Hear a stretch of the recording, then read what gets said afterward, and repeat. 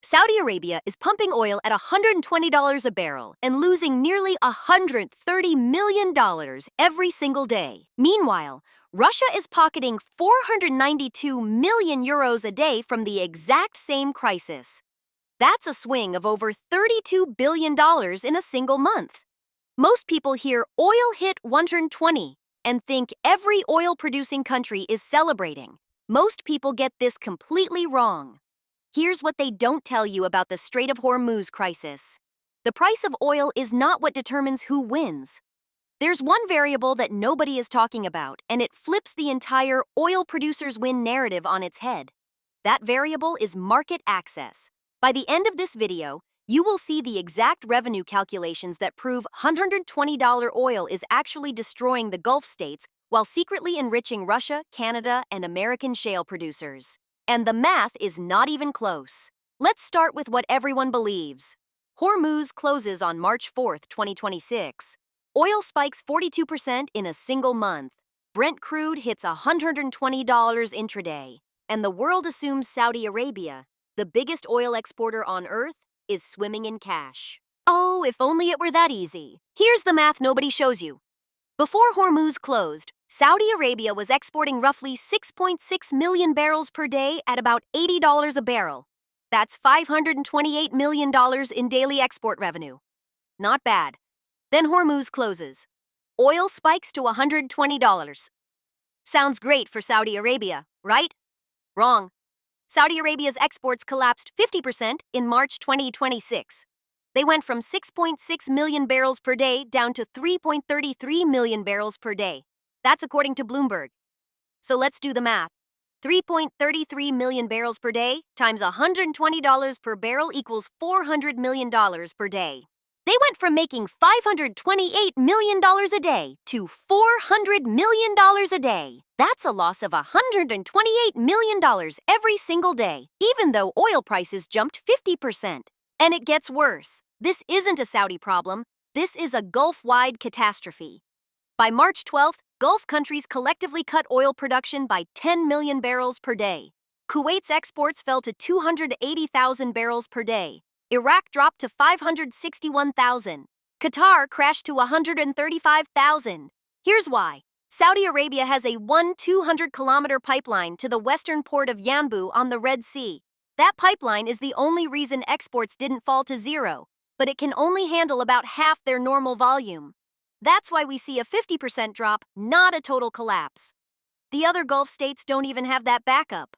Qatar, 93% of their LNG exports went through Hormuz. The UAE, 96%. When the strait closed, those countries went from major energy exporters to effectively stranded. The Strait of Hormuz doesn't care what the price of oil is. If you can't ship it, the price might as well be zero. And that brings us to the one number that actually matters: market access. Price times zero shipments equals zero revenue. Saudi Arabia learned that the hard way. But here's where it gets worse. While Gulf states are watching their revenue evaporate, Russia is having the best quarter in years. And nobody is talking about it. Russia produces about 10.5 million barrels of oil per day in 2026. And here's the thing. Not a single barrel of Russian oil goes through the Strait of Hormuz. Not one.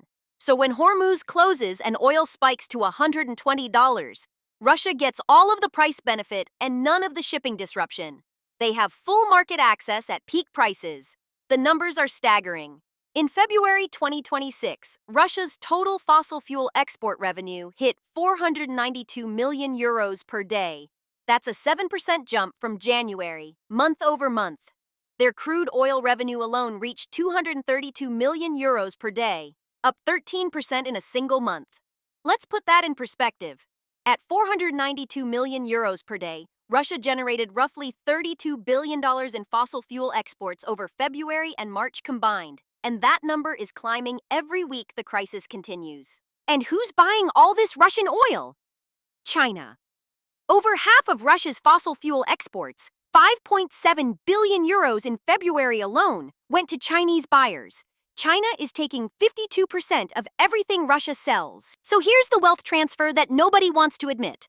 Saudi Arabia loses $128 million per day. Russia gains hundreds of millions per day. The Hormuz closure didn't create an oil crisis for producers. It created a massive redistribution from producers who depend on Hormuz to producers who don't. Now let's talk about the winners nobody expected: the United States and Canada. The US is the largest single oil-producing country on Earth at 13.6 million barrels per day. Every single barrel of that production has direct access to refineries and export terminals. No Hormuz dependency, no choke points.